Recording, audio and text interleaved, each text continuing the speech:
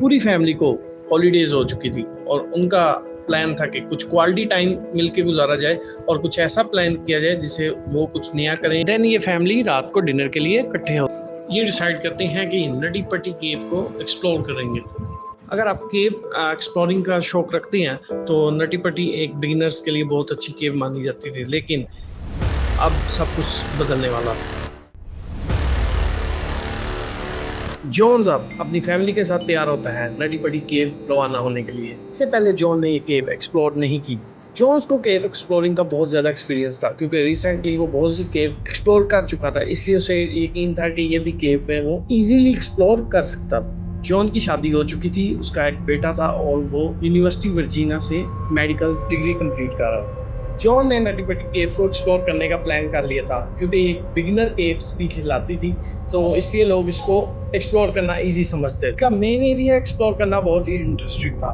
Interest के बाद big slide area आता है जो नीचे की तरफ जाता है और जिसको रस्सी की मदद से पार किया जाता है। ये एरिया बहुत ही डिफिकल्ट है और ये जैसे जैसे आप नीचे जाएंगे तो ये एरिया क्लोज होता जाएगा। नटी पट्टी रिसेंटली ही दोबारा ओपन हुआ था क्योंकि पहले भी इस केव में बहुत से लोग फंस चुके थे जिनकी मौत हो चुकी थी, इसलिए इस केव को बंद कर दिया गया था। फिर गवर्नमेंट ने डिसाइड किया नटी पट्टी को क्रॉस करने के लिए उन्हें पहले परमिट लेना पड़ेगा, जिसके बाद ही कोई केवर इसको एक्सप्लोर कर सकता है।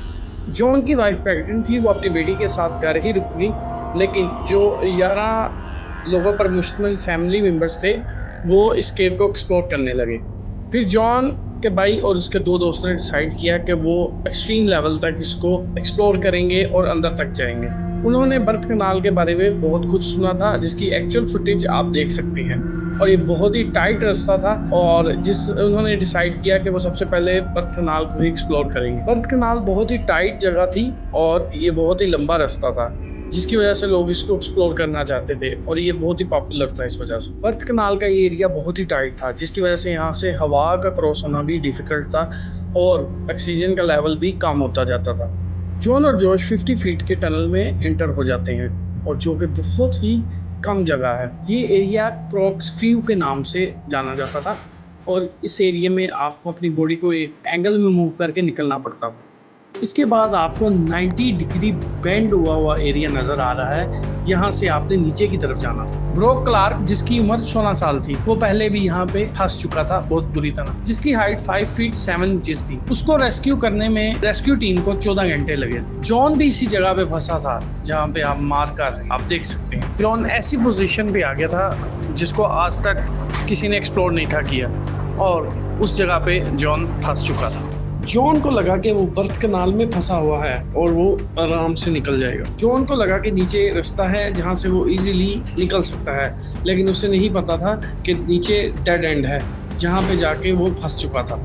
फिर जॉन ने अपने भाई को आवाज़ दी कि मुझे फॉलो ना करे और वो बाहर निकल जाए, क्योंकि उसे पता था सिचुएशन बहुत क्रिटिकल हो चुकी है और वो बुरी तरह फंस चुका है। जॉन के भाई ने उन्हें बाहर निकालने की बहुत कोशिश की, लेकिन अब जो सिचुएशन थी वो उन दोनों के हाथ से बाहर निकल चुकी थी, क्योंकि जॉन का जो सर था और जिस्म था वो बुरी तरह फंस चुका था। जॉन के भाई ने रेस्क्यू टीम को कॉल की और रेस्क्यू टीम फौरन उस जगह पर पहुंच चुकी थी और उन्होंने जॉन को निकालने की कोशिश स्टार्ट कर दी। जॉन को इस कंडीशन में सारी रात गुजर चुकी थी, जिसकी वजह से उसकी फिजिकली कंडीशन बहुत बुरी हो चुकी थी। ब्लड सर्कल नहीं ठीक से कर रहा था, जिसकी वजह से उसको प्रॉब्लम पेश आ रही थी। नेक्स्ट डे 4 बजे सुबह के उन्होंने पुलिंग सिस्टम को इंस्टॉल कर दिया था, जो कि आप पिक्चर में भी देख सकते हैं। ये पुलिंग सिस्टम एक्चुअली नीचे से चीज़ों को ऊपर खींचने की तरफ काम आता है। अब जॉन को इसकी मदद से निकाला जाने की कोशिश की जा रही थी। फिर एक रेस्क्यू मेंबर को नीचे भेजा गया, उसने जॉन की टांगों को एक रस्सी के साथ बांध दिया। ये रस्सी उसकी टांगों से काफ़ी घंटों तक बंधी रही और वो काफ़ी कोशिश करते रहे कि जॉन को किसी तरीके बाहर की तरफ खींच लिया जाए। ये एफर्ट बहुत ही मुश्किल था, जिसमें बहुत ही टाइम और एनर्जी वेस्ट हो रही थी और जॉन की कंडीशन टाइम के साथ साथ ख़राब होती जा रही थी, जिसकी वजह से सब लोग थकावट महसूस करने लगे और टेंशन बढ़ने लगी। जॉन को बाहर निकालना अब नामुमकिन सा हो गया था, क्योंकि जॉन बहुत ही बुरी तरह स्टक हो चुका था इस जगह पे, क्योंकि जगह बहुत ही कंजस्टेड थी, जिसकी वजह से जॉन अंदर पूरी तरह फंस चुका था। अब रेस्क्यू टीम भी हिम्मत हार चुकी थी और उन्हें पता था कि अब जॉन को निकालने का कोई और तरीका नहीं बचा। फिर रेस्क्यू ने रिपोर्ट किया कि अब जॉन की आवाज़ नहीं आ रही और उन्हें लग रहा था कि जॉन अब जिंदा नहीं बचा। फिर रेस्क्यू टीम ने एक मेडिकल स्पेशलिस्ट को नीचे भेजा चेक करने के लिए कि जॉन जिंदा है कि मर चुका है। जॉन इस केव में अपनी ज़िंदगी की बाजी हार चुका था और इसके बाद नटी बेटी केव को हमेशा के लिए बंद कर दिया गया।